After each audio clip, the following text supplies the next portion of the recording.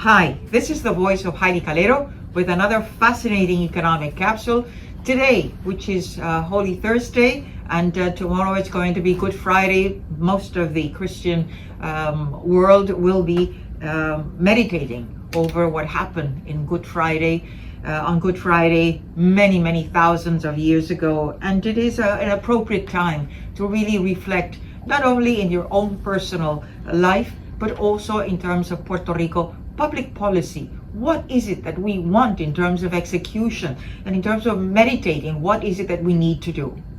Today, our capsule is entitled A Sea of Funds.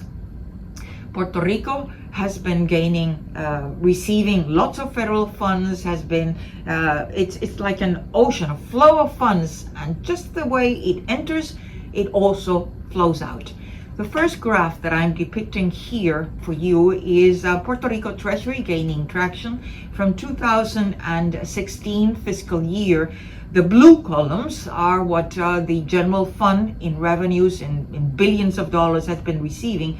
So from almost $9.2 billion in 2016, just before COVID in 2019, and after Hurricanes Irma and Maria and the earthquakes or rather just prior to the earthquakes, Puerto Rico received $11.4 billion. That's almost $2 billion more than in 2016. And even the forecast, or rather historical 2020, the economy just shut down because of COVID 2020, as it happened in the rest of the world. Well, in 2021, we were starting to recover, lots of influx of federal funds as well, and assistance to Puerto Rico. And in 2022, for this fiscal year, which is still running, Promesa Board has forecasted that Puerto Rico will receive $12.7 billion in the general fund revenues. One has to ask ourselves, what is it that we are using those funds for? Is it to pay for and stimulate education, especially higher education with the University of Puerto Rico? That doesn't seem to be the case, that they are sort of reducing their budget, and yet almost 20% of Puerto Rico's general fund budget for 2022 and even 2023 will go for pensions. This is a delicate unbalance between pensioners, aged labor force, which is not there, it's no longer there, they are retired, versus this educated young people that we need for the labor force. So I think we have to take a quick look at what happens, because if we do not have more people entering the labor force, who else is going to pay for these pensions down the road?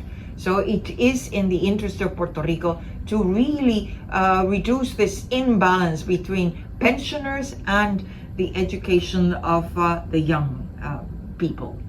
The second graph depicts, well, the banks are full of deposits. You see this shaded area of green, and here we have done an index. We took second quarter of 2019, just before COVID, and we divided every quarter thereafter until the fourth quarter of 2021, which is the latest we have from the Office of the Commissioner of Financial Institutions, to see how they track against what happened in quarter two of 2019.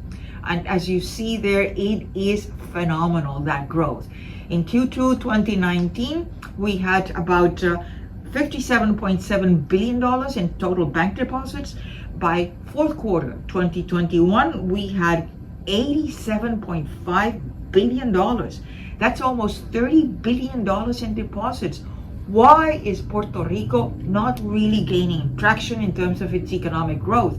There are deposits there, there are general fund revenues there. And the third part of this story is this third graph on disaster and recovery funds.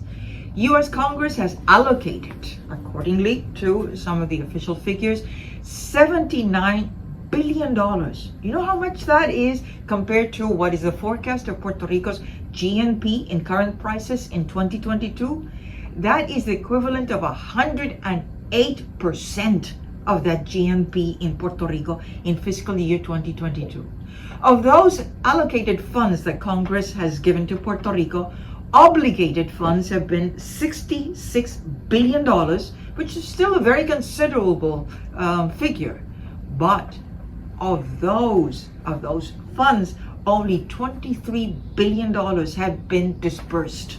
That's about 29%, which is the graph that I'm depicting for you here. So even though there is a lot of money out there that has been allocated, only 29% has been dispersed.